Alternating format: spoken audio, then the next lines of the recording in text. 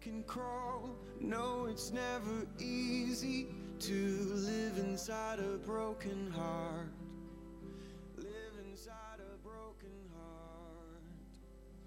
Food just doesn't taste quite the same. Living in a basement, you're fast asleep and never found, like you never were around. Way down, traveler. Now you've got nothing to lose. Way down in the water. Don't leave till everything changes.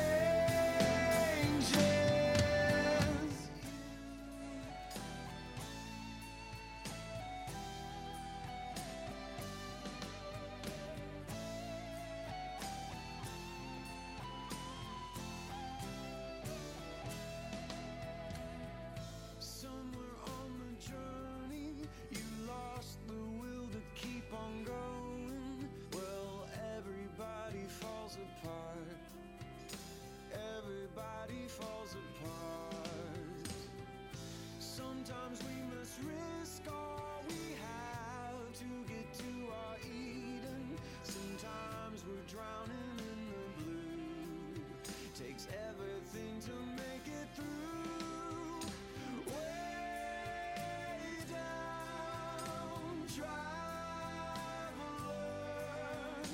Now you've got nothing to lose. Way out in the water. Don't leave till everything changes. The wind blows the rain through the grass as the time slows, like an old friend. Listless, you let go your grasp, and there's rainbows as the road ends yet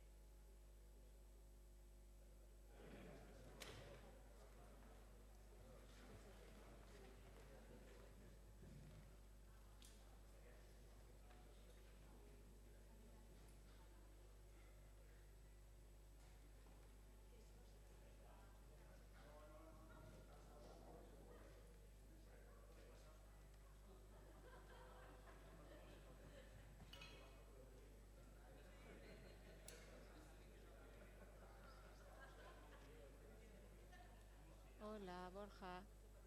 Hola, ¿me oís? Hola. Sí, sí, sí, sí. ¿Vosotros a mí? 1, 2, 3, 4. Pues vamos a arrancar este pleno con la intervención del alcalde durante 45 minutos. Se hará una breve pausa de 15 minutos para que luego sean los portavoces de cada grupo político los que hablen durante... Sí, tengo, pero me hago con un... Eco... ¿Se me oye bien? A ver. Primero hablará el alcalde durante 45 minutos. Se hará un receso de 15 minutos para que luego sean los portavoces de la oposición quienes cuenten con 20 minutos para leer su discurso. Posteriormente, el alcalde volverá a tomar la palabra durante un periodo de 15 minutos como máximo. Pasará de nuevo el turno a los portavoces durante 7 minutos como máximo cada uno y 1 minuto para entrar. Vale, te oigo muy bajo ahora, ¿eh? Que te oigo muy bajo ahora, casi no te oigo. Ahora mejor.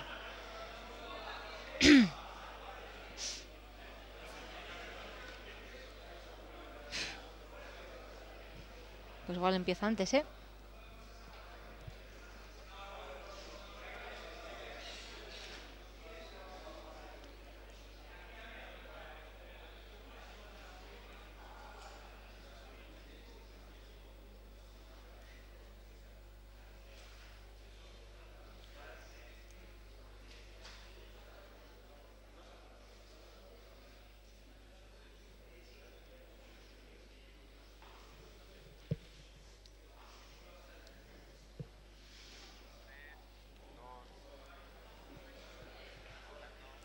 Arratsaldeon, muy buenas tardes. Les saludamos desde el Salón de Plenos del Ayuntamiento Donostiarra, donde en breves segundos arrancará este pleno extraordinario de declaración anual de política general. Será el alcalde Juan Carlos Izaguirre quien abra este pleno con una intervención que tendrá un tiempo máximo de 45 minutos. A continuación será un receso de 15 minutos para dar paso a los portavoces de cada uno de los grupos políticos que tienen representación en este Ayuntamiento Donostiarra. Gai bakarra, ez da hitzuek esan behar zuen.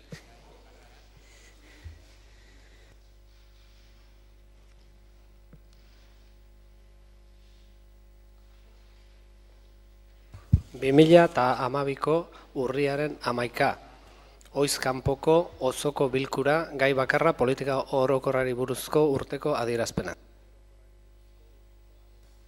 Sesión extraordinaria del Ayuntamiento Pleno de fecha 11 de octubre del 2012. Asunto único, declaración anual de política general.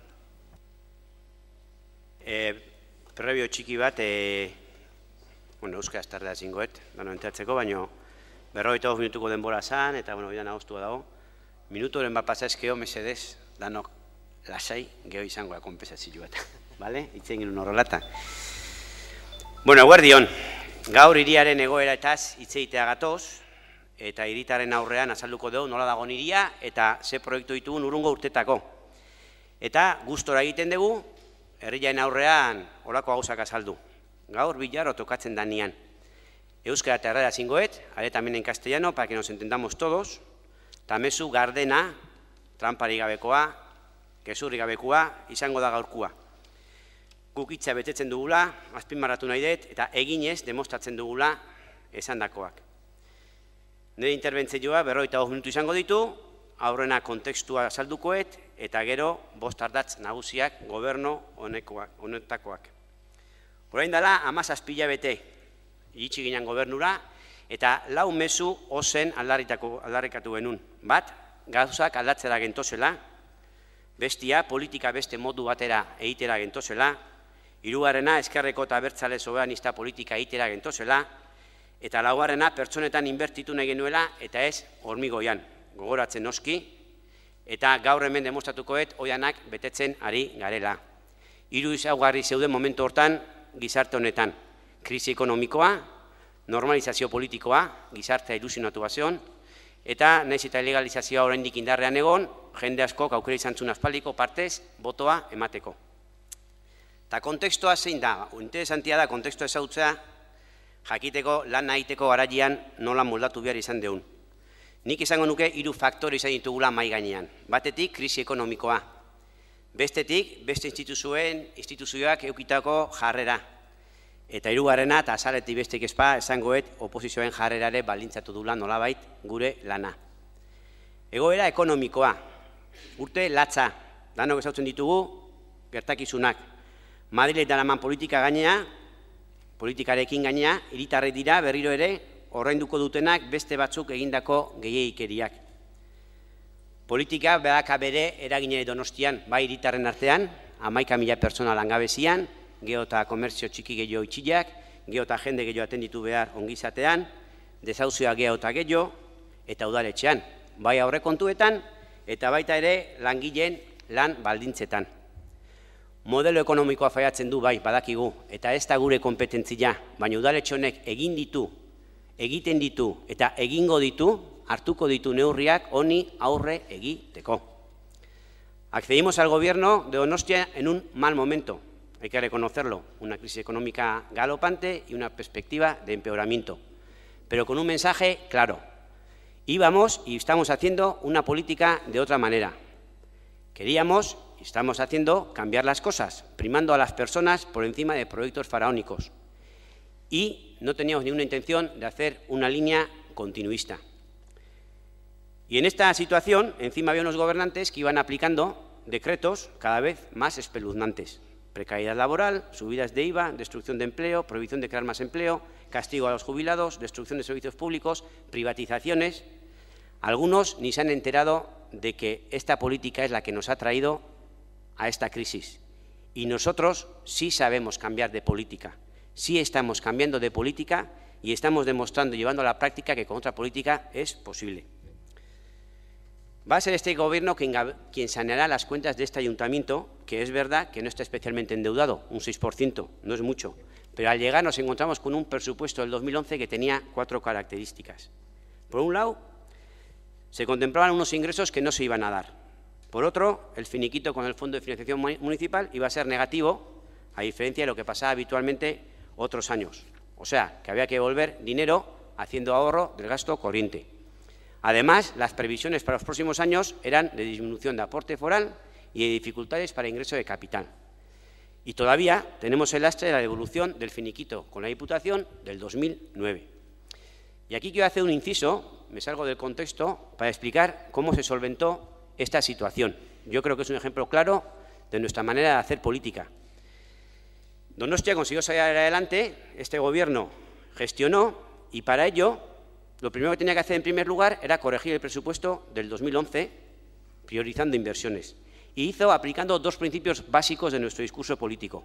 Por un lado, disminuyó en inversiones, pero no en personas. Y por otro, no gastó y no gasta si no hay ingresos. Pero además, debía ahorrar para cerrar el 2011 en equilibrio nada menos que 9 millones de euros, además de conseguir 5 millones más de ahorro. Y lo hizo. ¿Y cómo lo hizo? Pues aplicando otra característica que tiene este gobierno a la hora de hacer política. Pues no quitando allí donde no se debe quitar. O incluso, con gran esfuerzo, aumentando las partidas. Y hablo de servicios sociales, de creación de empleo, de cooperación, de participación, de mantener los servicios públicos de calidad. Y hizo otro ejercicio novedoso en este ayuntamiento, que fue para reducir donde hubiera que reducir. Se llamó a todos los directores de todos los departamentos y se les exigió que explicaran euro a euro en qué gastaban sus dineros para que de esta manera pudiéramos reducir allí donde no afectara a la ciudadanía. Y se ahorraron los 9 millones en gasto corriente, se cuadraron los presupuestos. Y tras la prórroga de ese presupuesto, puesto que no se aprobó el 2012, se consiguió que en este 2012 tengamos un presupuesto que mantiene los servicios públicos, política social, cooperación, creación de empleo, participación, intactos. Además, un presupuesto que asume la disminución de aportes del Fondo de Financiación Municipal y la deuda que se arrastra desde el 2009, lo que ha obligado otra vez a ajustar el gasto corriente, pero con los criterios claros de dónde no recortar. Y además nos llega la política de Rajoy, por ejemplo, con lo del IVA, que nos va a suponer 1,2 más millones a hacer frente en el 2012 y van a ser 3 millones en el 2013. Y además nos llegan herencias envenenadas como Yumbe, con 8 millones de sentencia, que es verdad que a día de hoy se está negociando, que se ha recurrido, pero que es un ejemplo claro de cómo no se debe gestionar. Una gestión que se cedió a una empresa a dedo y que nos ha traído a que se pagaran en su día 21 millones a esa empresa y todavía tenemos otros 8 pendientes.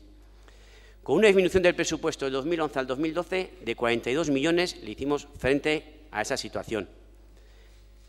115 millones menos el presupuesto del 2012 que hace tan solo 5 años. Insisto, 115 millones de euros menos que hace 5 años. Y lo digo para que contextualicemos, Esto sí, siempre lo hemos hecho, insisto, siguiendo los criterios que este Gobierno dijo que aplicaría. Se ha priorizado racionalmente en inversiones, 41,5 millones menos el año pasado, no se ha reducido donde dijimos que no lo haríamos y no se ha gastado en inversiones incluso previstas mientras no se den los ingresos previos.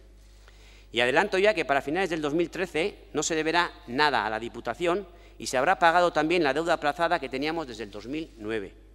Y todo esto sin aumentar el endeudamiento. Y todo esto tiene solo un nombre, que es gestionar bien, con responsabilidad y pensando en el bien de todos y todas las donostiarras, sin endeudarnos más, sin que se sufran los servicios públicos y pensando en los más castigados por la crisis. Se ha conseguido mantener el bienestar social de los donostiarras. Donostia, todos y todas las donostiarras hemos conseguido salir adelante, como lo conseguiremos este año, el que viene y los que haga falta. Todo es cuestión de prioridades, nada más, reduciendo sí en inversiones, pero también reduciendo en otros gastos que consideramos superfluos. En alcaldía, en 2 años, hemos ahorrado más de 2 millones de euros. Solo en alcaldía, más de 2 millones de euros. En el 2010 se gastaron 5.600.000, perdón, sí, en el 2010, y a día de hoy vamos 5.600.000 2010, 2,5 millones vamos a día de hoy, no creo que lleguemos a los 3 a final de año. Es verdad que ha sido a costa sobre todo del gasto en órganos del Gobierno, que se ha pasado de 3.600.000 en el 2010, 2.300.000 en el 11 y este año tan solo llevamos 1.400.000. Se ha ahorrado, sí, un chofer menos, escoltas, pero también en otros gastos superfluos que nos parecen importantes, aunque sean de menor cuantía. En invitaciones de 41.000 a 15.000, en actividades socioculturales de 57.000 a 9.000, en otros 24.500 a 4.400. Kantitate txikik, baina poliki aurrestea lortzen dugu. Esto lo llamo yo predicar con el ejemplo. Somos austeros cuando hay que ser, pero no al estilo Merkel. No quitamos de donde no hay que quitar. Y espero que a nadie se le ocurra sacar el tema de los sueldos, porque todos sabemos aquí que este Gobierno propuso bajadas de sueldos al principio de legislatura del 5 y el 20% para el alcalde, y que fue la oposición, porque era una cosa aprobar en pleno, quien no estuvo de acuerdo, y al final se adoptó un acuerdo de un 3% de disminución solo para el Gobierno. Son tiempos difíciles, sí, pero es en tiempos difíciles cuando de verdad se demuestra la fortaleza, el buen hacer y la capacidad de gestionar bien. Y nosotros lo estamos haciendo. Y nos gustaría seguir haciéndolo con vuestro apoyo, sin grescas ni insultos. Eta datosten urtei begira, esan berra dago, urte gogorrak datozela, ezin dugu eskutatu hau, eta inposibleak ezingo diala egin. Ez dago eta ez da egongo, edo hobe esan da. Ez dago eta ez da egongo lehen bezala gastatzeko, baina egongo da hiritarren bizi kalitatea mantentzeko aina. Podemos mantener el estado de bienestar de los y las donostiarras. La fórmula es sencilla, nosotros la estamos ya aplicando. Y hay que decir la verdad siempre. Y no es el momento de pedir por pedir. Guzti eskatzeko garaia ez da. Eskaera oposizioai. Goazen danok batea momentu honetan lana egitea Donostiaren alde. Eskuzabaltasunez esate izuet. Eta gobernuko dei ere bai, ondo ari garelako. Baina garai hauetan, zeitu behar dugu horrela, eta segurunago danon artean Donostia lortuko dula krisi honetatik ondo ateratzea. Beste instituzioak izandako jarrera. Elkarlana da teorian instituzioen arteko ardatz bat. Bai krisi ez dagonean, eta ni uste are gehiago krisia dagonean. Bagui etzagu horlakoik suertatu. No es el mejor momento para la colaboración interinstitucional, por lo visto.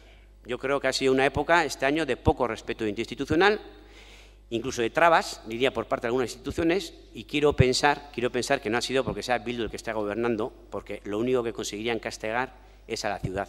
Y voy a poner algunos ejemplos. Madrid.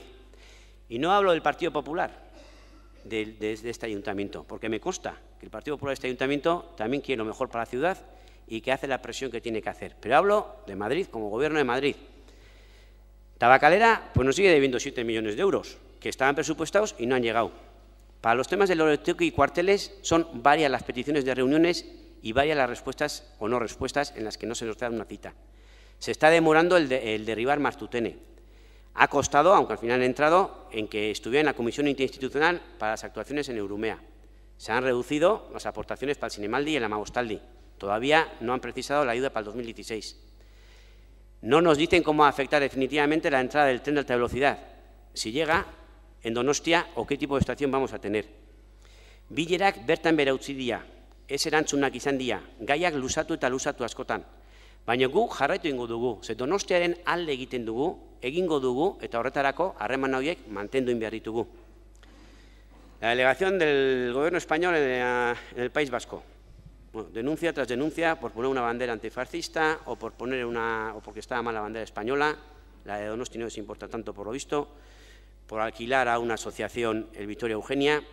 Evidentemente, guk ez dugu aldatuko gure politika mehatxu hauengatik. Nik uste dano dakigula beste garaitan gaudela. Eusko Jaurlaritza, arazo batzuk izan ditugu, Txominen 3 milioi jarriko zituzten, gero ez esan zuten, oain egea berriz negoziatzen, aber ondo ateratzen dan. Iba Ribera zehoz izanian partzela, iba etzuen ordaindu, eta hor gabiltza ordaintzen duten. Itxaur ondon, ineidia bi aurreskola, eta arazoa bestek ez dizkigute jartzen, jakinda gaina lanbideko bulego bat jungo litzatekela hor. Metroarekin zer esanik ez, desinformazioa, kasorik ez, proiektua pasa ez, gonbidapenak ez, gure langilei trabak, adjudikazioa obra batena 20 falta dianean hauteskundetako. Desoreka bat ikusten dugu Gasteizko gobernuaren politikan Gasteiz eta Bilborekin. Gasteizi 5 milioi eman dizkio guantxe, hiriburua izateatik. Bilbori launtzen diote, subentzioa bat eman diote autobusen estazio egiteako. Gui ez, badago nolaiteko desoreka. Eta duplizidadeak, kompetentzia eman, baina presupuestoak ez du balio. Hoi nahi dute, por ejemplo, funikularrakin, urrengo hilabete urteetan. Eta hau garbi utzi genuen, junginan nian komisio batea Gasteizea parlamentoa, dupliziari buruzkoa, alkatea juntzan bere lan azalako, eta garbi defendituzun, nik uste Donostiak defenditzen duena. Behingoz, zehaztu behar deula, pertsona jarri, debate horren erdian, ze zerbitzuak eskeni nahi dizkion, behin hori jakinda, zenek emango dizkion, zenek izango ditun ahalmena horiek, eta behin hori jakinda, presupuestoa jarri mai gainean. Eta gauzak ez dira horrela egiten, eta badirui ez dago lasmuik horrela egiteko. Egila da, Tabakalera 2016 zentro de envejecimiento horietan oso harremana ona eduki deula Eusko Jaurlaritzakin beste gauza batzukin bezala. Dipuarekin ere gure goraberak eduki ditugun. Bakiu, krisi ekonomikoa bai Madrileko gobernuako, bai Eusko Jaurlaritzako eta bai dipuako latza dala eta horrek sortzen ditula olako arazoak harreman horietan. Sintonia badaukagu diputazioakin, bai, baino garbi daukagu diputazioen aurrean egiten nahi gala eunero Donostiaren defentsa bat, eta horrela jarraituko dugu. Eta bukatzeko Rajoyren murrizketak, horiek ere nolabaite eragin izan dute. OPEA ezin datea, soldata diala, pagaz estas diala, lankietza dala, IVA dala, baimena diala, baino horiei ere frente egiten nahi gea eta frente egingo diegu. Eta oposizioak izan dako jarrera.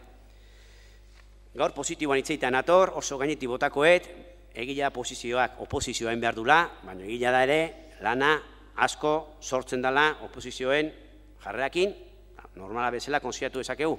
Baina, bueno, mozio pila badaude, sekulan honestianak, 260 mozio, 1000 galderen dituzue, danak erantzun dira, por supuesto, 14 batzorde daude martxan, kritika asko jasotzen ditugu, batzutan pulamento asko gabe, nahaztu dituzue gauza batzuk, izuaren mezuare zabaldu ezue batzutan, nik uste itxusikeriak izan duela, show bat bihurtzen dugu pleno hau, eta hor autokritikari ingoet, nik uste danok eroitzen gala show horretan, nik uste ez dela hiritarrei eskaini behar digun imagina, nik uste beste zehozer merezi dutela Donostiarrek, baina gainea nik uste batzutan indezuela hiriaren kontra beste interes batzungatik, eta hoi bai zaratu nahi etela hemen. Atotxa, batzuk bere programan eman zuten Herribera zen behartzula leku honena, hala definitu zuten denbo askuan, eta eskoneko momentuan ez dakiu ze interesengatik Atotxaen alde egin zuten apustua. Hoi ez da Donostiaren alde egitea. Edo etxadin, 10 lanpostu sortzekotan geunden, eta ez diatea botoa eman behar zutenak alde, azkeneko momentuan, azarre zeudelako edo, ez zutelako bozkatu. Hoi ez da hiriaren alde egitea. Guk hiriaren alde egiten dugu. Edo zenbat energia alperri gastatze dugu, por ejemplo, Uxutegiren batzordearekin. Zenbat bilera, zenbat ordu, zenbat idatzi, zenbat itzulpenak, azkenean esateko, eske ezin dugu demostratu gobernuak ezer agindu zuenik. Eske nola demostratuko ezue espasun ezertxore agindu. Eske hoi dana alperrikako lana gure ustez. Eta esan ditut hola gainetik, esan behar nitulako kontekstualizatzeko. Benetan uste dut, pazientziarekin ari garela hau dana jasatzen. Adostasuna nahi dugulako, konfrontazioa ekidi nahi dugulako, gure apostu hau delako, eta ez ematen dugun itxura jende aurrean. Erresa da, hitz egin, eztabaidatu eta aurrera egin, besterik ez dugu nahi. Y hemos demostrado una y otra vez que gobernamos para todos y todas las donostiarras. Y si nos toca gestionar algo que no compartimos, pero que la mayoría lo pide, lo hacemos. Por ejemplo, Atocha, que lo acabo de mencionar. Hemos mostrado paciencia, porque queremos evitar la confrontación. Nos encontramos con una oposición bestial. El número de mociones e interpelaciones se ha multiplicado por 18. Y no me equivoco, donde eran 100, ahora son 180. En relación al año pasado. Aguantamos críticas injustificadas, desprecios, yo diría que incluso insultos y malas maneras. No es nuestro estilo, ni se lo merece esta ciudad. Y aún así, seguimos trabajando por avanzar, por demostrar que son nuevos tiempos y se puede hacer política de otra manera. ¿Todo esto dificulta el trabajo? Sí, pero lo estamos sacando adelante con tenacidad y con paciencia. Resumiendo, ha sido un año difícil.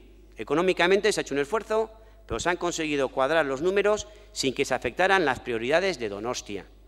Y hemos estado ninguneados por muchas administraciones y presionados por la oposición que nos han obligado a redoblar esfuerzos. Pero lo hemos hecho. Hemos gestionado y lo hemos hecho bien. Donostia ha sabido salir adelante. Y ahora vamos a explicar, segunda parte de la intervención, lo que este Gobierno ha hecho este año y lo que proyecta hacer los próximos meses, año. Gobernuen ardatzak, bost izango ja, eta ez dira bost kasualidades. Bost lehentasun ditugulako. Batetik da, hiritar gobernua. Nahi dugu, hiritarrak gobernatzea, hiri jau. Bigarrena izango litzateke, gatazkaren konponbidea, gutzako oso importantea. Hirugarrena, kultura eta euskera. Laugarrena, garapen, garapen iraunkorra, hiriaren zerbitzuak. Eta azkena, garapen ekonomikoa, justizia sozialean oinarritutakoa. Eta hemen sartzitut bi gauza oso importantiak, etxe bizitza eta lanpostu sortzea. Azkenak usten ditut ez garrantzi gutxiago ematen diogulako, baizik eta merezi dutelako tratamentu berezi bat. Herritar gobernua, esan genuen, egingo genuela eta egiten ari gara. Aurten aurreatu dena asko izan da zalantzari gabe. Herritarrekin egotea arrunta bihurtu dugu udaletxe honetan. Hainbat bile eukitugu, hainbat batzarra eukitugu. Hainbat eragileekin egon gera gai ezberdinak tratatzeko. Proiektuak aurkeztu egin dira herritarren aurrean. Ekimen garrantzitsuak auzoetara eraman ditugu. Olatu talkadaga, jazaldia o zinemaldia. Eta hau ezin dezu eukatu. Alkatea ez dela kalera gesten entzun nio lengoan hemen dagoen bati. Alkatea kalean dago, baina sekulan baino gehiago. Hori bai, protagonismori gabe. Gobernu hau juten da kalea, baina umil juten gea. Guk ez ditugu argazkia bilatzen aurreko atian hemen esate zuen bezala. Guk jute gea lanea eta inongo protagonismo bilatu gabe. Bi adibide, Martutenen gertatu zen hauen dela urte beteat, uholdeak, eta hor irakutsi genuen gure estiloa. Lehentasunak, aurpegi eman eta parte hartzea elkarrekin erabaki, hiritarrekin. Gertatu zena, protokolo bat zegoen martxan eta errespetatu genuen, y Martutenen lo que hicimos fue nuestro estilo. Fuimos cuando pasó lo que pasó, dimos la cara, fuimos a la Ausolana también, pero sobre todo les escuchamos y nos dimos cuenta que había dos solicitudes muy importantes. Querían mejorar el microplan, por si volvía a pasar esto, y querían que se pusiera una vez por todas en marcha la Comisión Interinstitucional de Actuación en el Urumea. Y esto lo hemos hecho, y no es una cosa de hace un año, sigue siendo esto, está vivo, sigue habiendo una reunión hace pocos días de esta comisión. Y en las dos hemos hecho a nuestro estilo, porque en las dos han estado participando y están participando vecinos de Martutene. Ese es nuestro estilo y ahí vamos a seguir. Autobusen estazioa izan daiteke beste ejemplo bat. Se dio información de sobra, de todos los informes que iban saliendo para que el debate fuera enriquecedor tanto a diferentes organismos como a la población en general. Luego hubo un pleno y se ha respetado lo que ha dicho el pleno. Auzo eta herriak ekimenare beste ejemplo bada. 1000 herritar baino gehiago partetu zuten, 800 proposamenak, danak erantzun dira, aldizkari pila bat atea dira, 16 auzo eta herri bakoitzian, euskaraz eta erderaz, bikaina lana. Eta gaina errespetoa daukau, herritarrei errespetoa diegu. Eta esaten digutenean, beak, herri batean bizidiala zenditzen dutena, guk ditzen diegu herria. Eta esaten behar dute, auzo batean bizidiala, auzo esaten diegu. Hau guzkei ematen du, baino da, errespetatzea herritarrak esaten dutena. Eta honekin lotuta gardentasuna. Esan genuen, gobernu gardena izango zala. Esan genuen, eta egiten ari gara. Kontratazio maila iriki genien talde politiko guztiei, sekulan egin ez dana. Udalbatzarrak telebistati botatzen dira. Eskatutako informazio guztia ematen dugu. Ita indikadora oso gaizki zegoen eta hobetzen agia. Aurpegia ematen dugu, bai politikariek eta bai teknikariek. Sinatu genuen, inor sinatu ez duna. Dekalogo bat, gobernu honarena. Eta orainte, onartuko dugu, gobernu honaren kode bat hemendik astebetatea. Esan genuen, eta egiten nahi geha, adostasuna landuko genula. Eta akordioa lortu ditugu, zuekin denekin eta beste instituzioekin. Gauza txikitan eta esain txikitan. Esan genuen, udaletxontako langilea ziala, motorra eta errespeto guztia merezi zutela. Eta konbenioa sinatu dugu gehiengo sindikalarekin. Eta sindikatoekin gaude sekulan baino gehiago. Astero, astero.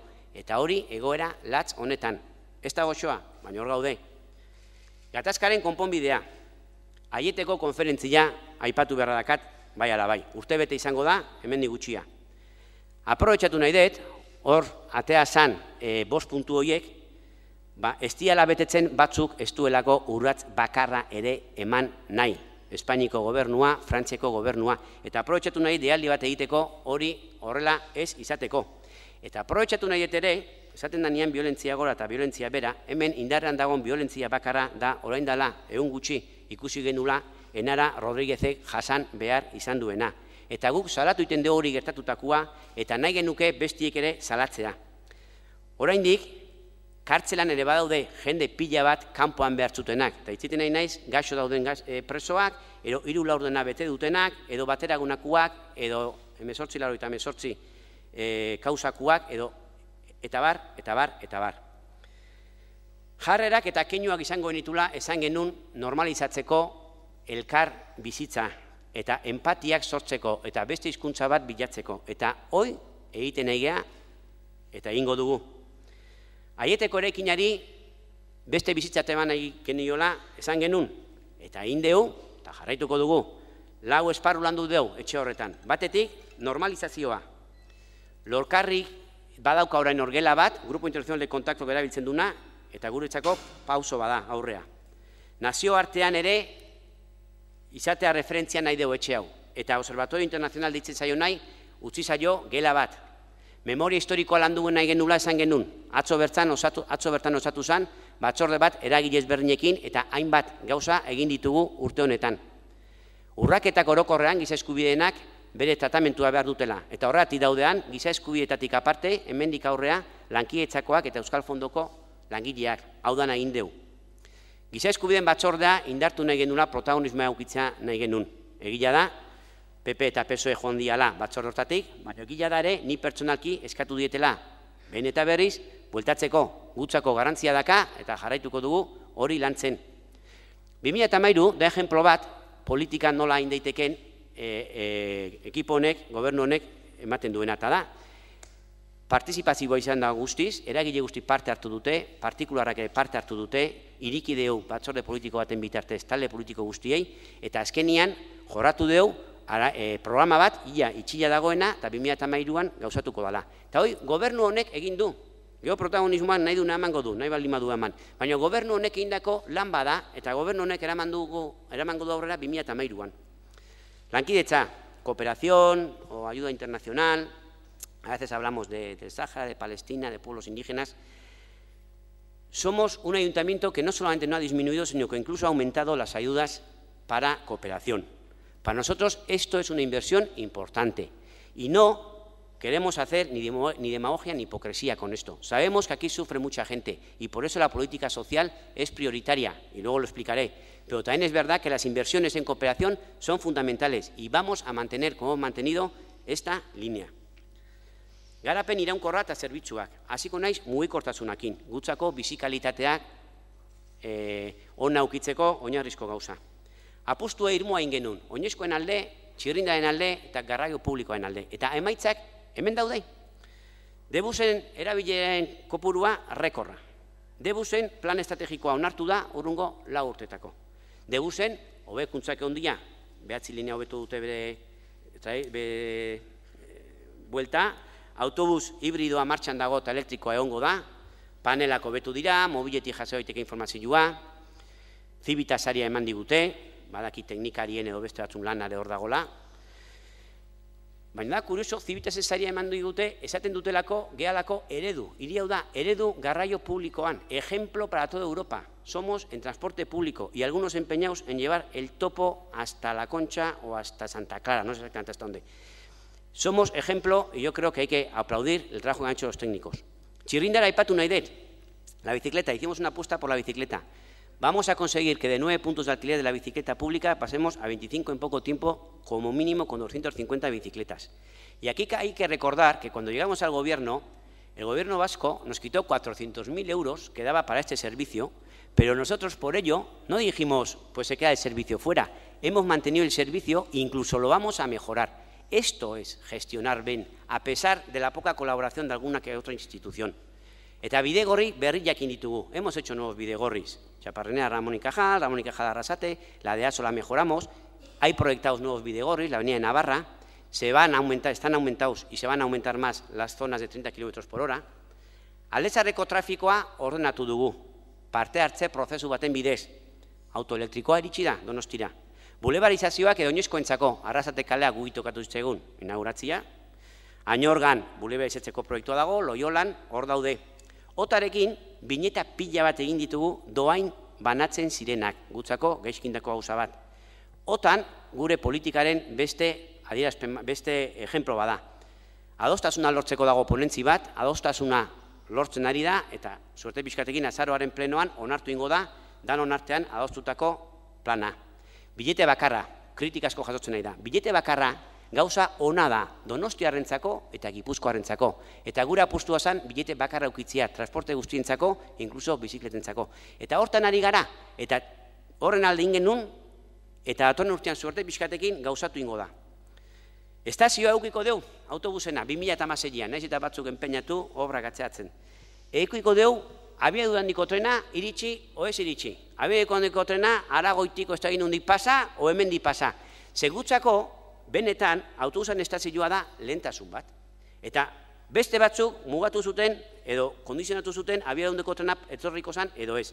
Ba, igual zaigu, espada etortzen ere autobus geltokia egongoa. Ez leku honenian, Donostiarrentzako, baina egongoa atotxan gehiengoak hola eskatu gulako. Aeroportua ez teba ondituko, ez teba bultzatuko, superportua ez egingo, baina da kurioso, guk erabili genitun argumentuak, aeroportu edo superportuen kontra, orain, beste instituzio batzuk botatzen nahi dira, esanez ez diala egin behar. Guk argumentuik aspaldi genitun, hemen botatzen genitun. Baina, bueno, ondo dago kontu batzea guk esaten genitunak ere badutera bere logika. Ciudad amigable con las personas mayores. Gaude en la red de ciudades amigables con las personas mayores, plan bat lantzen ari gera horretaz, plan transversal bat, departamentu guztik landuko dutena. A propósito, gaur, igual aprobetxatu behar dut, gaur irakurriet, emakume bat, azaldu ala hilda bere etxean, edadekua, con signos de violencia, desde luego, kondolentzi guzti bere familikoentzako.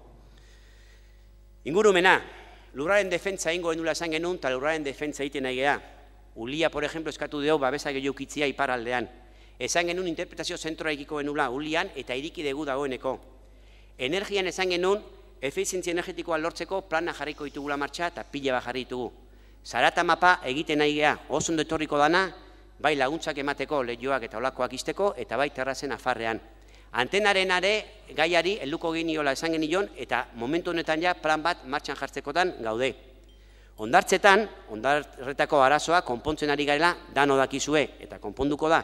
Eta toldoen aferrean, egin deu desprivatizatu bat zeon gauza bat. Hobetu eitekela, hobetuko deu, baina pauso eman deu, gutzako oso importantia. Ondakinetan, askotan erabili deu ondakinen gaia. A propósito, gogoratu, San Markon utzi ezuela gobernu horrezka itzik gabe, baina bueno. Eskoba de platino eman digute oraintxe, aipatzet, ze pixka garbila ongoa irila, hoi emateko. Guk egiten dugu bat, zero zabor filosofiarekin, eta osen esaten dugu. Eta garbi daukagu gehiago berziklatu nahi dugula. Tasak eta kontsumaren arabera kobratuko ja orain zaborrenak, ondo dago, urratza bat.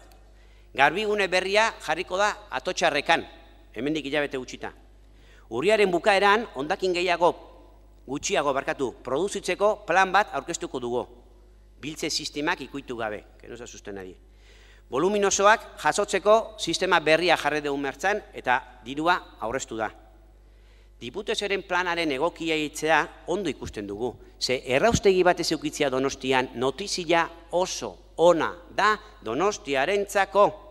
Nor nahi du erraustegi bat bere hirian.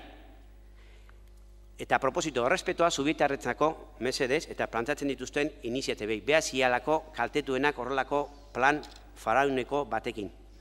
Donostiak irabazten du, egokitze honekin. Erraustegi ez daukiko, zabortegi guztiak itxingo ditu eta gaina 200 milioi aurratuko ditu Gipuzkoak.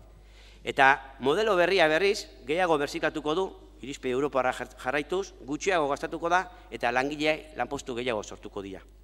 Eta ez dira, bertederoak ongo, irabazten atatzen geha. Mantenimentuan esan, iria egoera honean dagola, egin diala, egin beharrekoak. Batzutan eskatzen dira gauza gehiegi, bakizue, baina iria egoera honean dago. Eta estolderia berria berritu inda guztiz, eta itxasoa dijoazten urak momentu honetan, tratatu gabekoik ez dago. Turismoa geho igual Josu pixka iso esango du, baina ni ustez sekulako datuak izan ditugula. Lana eginda sakon lortzeko nazioarteko turista gehiago etortzea. Tainau eta pakete turistikoak adibidez. Plan berria ere datorren astetan aurkeztuko dugu urrungo 4 urtetako. Apostua nazioartekoen turistak ekartzeko, eta Donosti izateko, Euskal Herria ezautzeko, atea. Aeroportu ez dela onditzen, abiadura handiko trena ekartzen dutela edo ez, ez da kaolako garrantzilik, turismoa jarraituko du. Turista etortzen danean, al turista, cuando viene a Donosti, más que las grandes infraestructuras, lo que valora es al donostiarra. Y nosotros invertimos en personas, y aquí los turistas van a seguir viniendo, y están viniendo más y más, independientemente de que se haga un aeropuerto o no se haga, o que el tren de alta velocidad pase por Aragón, o no sé por dónde va a pasar, porque esto es un lío, o llega a Donosti en el 16 o en el 28. Los congresos. Decíais que era un caos que el Festival del Sol se hubiera ido a Bilbao. Pues los datos no dicen lo mismo, se ha mantenido, incluso ha subido el número de congresos y de congresistas. Kursala handitzeko planare hor mahai gainean dago, paktatzekoa PNV-ekin. Ostala hitzakoak posi daude, eta gaina bi kanpin berri izango ja Donostian epe labur batian, eta uba inauguratu da. Beste turista batzuk ere aukera izateko Donostia izautzeko. Imaz demasi, Josu intzako uste, Kirola ere bai. Bueno, Kirola, datorren urtean, helduen nazioarteko atletismoaren txapelketa egingo da Donostian. 1000 jendea ekarriko una. Eta 2015ean, suerte pixkatekin, negotzetzen egia, rugbiaren izangoa.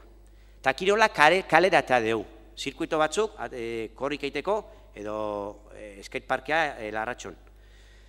Etxadip, bueltatu indegu udaletxea, egalak irikin da, obrak india, anta hemen, joldirena, ezaunena. Laguntzak eman dia. Anoetan lortu dugu akordio bat, ateatzeko lehendik zehona aprobatuta, baina mejora batzukin, privatizatuko estan alurra, atletismoko pistak ministerioan hobetuko dianak. Eta hoi, uste, errekonozitu behar dagoela, lan badagoela egina, guk egin dugu eta jarraitu ingo dugu lan horrekin. Y luego decís que Donosti está parado, pero si es que estoy, venga, a hablar y no me va a dar tiempo para decir todo. Yo creo que los estáis parados igual, sois otros, pero bueno. Kultura eta euskera. Udako balorazioa, nazioarteko eventoak, jasaldia, magostaldia, esate zen duten, hau desastroa izango zala, bildu balimaseon gobernuan. Ba, rekord, datos rekord, izan duia. Ta hauek ere, badakiula kudatzen, esan nahiko honek, nun bai. Azten nagusia oso ondo junda, danak esan dezu gaina, estropadak ere bai, euskal jaiak, auzo eta herrietan ere esfortzu bat egin dugu. Ordutegia zabaldu india pixka bat, azpigituretan lagundu diegu sekulan baino gehiago. Euskera, esan genuen, patronatua sartuko genula udaletxean. Eta sartu dugu, eta gero eta presentzi gehiago dak euskerak. Eta laguntzak, geho eta hundiagoak izatea nahi genuen. Komertzioak eta euskalduntzeko eta euskara erabiltzeko kanpainak hor ditugu. Euskarak erabiltzen duten medioak laguntzen nahi geha. Antzerki euskaraz, por ejemplo, 3 aldiz gehiago izan ditu ikusleak. 2016 izan da foro bat adostasuna lantzekua. Ni uste oso polita. Fundazioa lortu dugu osatzea, konpromiso ekonomikoat lortu dugu, instituzioen artekua, eta parte hartzea geho eta hundiago da. 2016 gure apostua da, ez du inor zalantzan jarri beharrik. Hemendik, azte gutxita, EASO eraikinea jungoia gaina, beak horrela eskatuta, eta ikusten dalako inguratzea jende hiritarren gana, hobedala olako proiektu bat. Tabakaleran, etzun inor sinisten, guri txiginean, erortzen utzi behar genuen, edo apostu egin behar genuen sortzaile fabrika bat eukitzeko Donostian. Apostu egin genuen, obra martxen jarri, eta 2015ko ekaineako tabakalera bukatuta egongo da. Zuzendari eta kudeatzaile berriak ditugu. Kutxa implikatu genuen, presupuestua jetxin genuen, hoi bai, Madrilgo Ministerioak oandi 7 milioi zor ditu. Eta kultura bertakoei, protagonismo gehiago eman nahian ibiliga, gabiltza eta jarraituko dugu.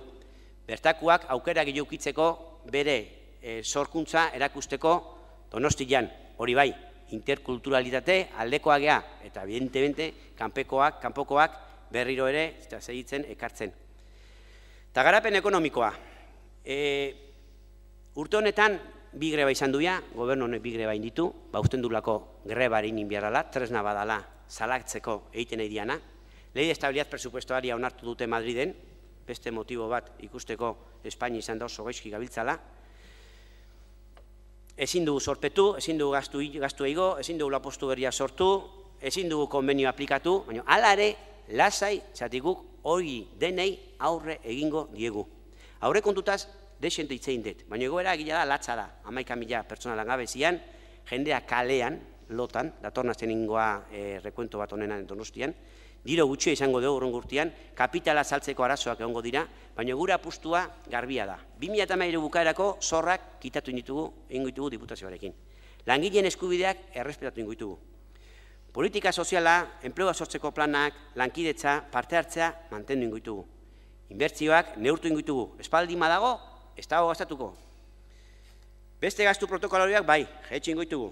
Eta beste zuzendariekin inginun bezala udaletxe barrun, ingo dugu sozialetako zuzendari guztikin, kentzeko dirua, kendu beharran lekutik, hiritarrak ez afektatzeko. Inbertsioak, plano dakizue, plan badaukagula sinatuta, PNV-rekin, eta hoi, errespetatzeko asmo guztia, por supuesto. Baina dirua sartzen balima da. Eta hortako oso importantea, ilunbe saltzea, eta gano dakizue horretan buru belarri lanian gabiltzala. Apostu estrategikoak, plan hori aurratatzea, txominen txakitea, tabakalera, estazioa, 2016, bulebarizazioak, kursala.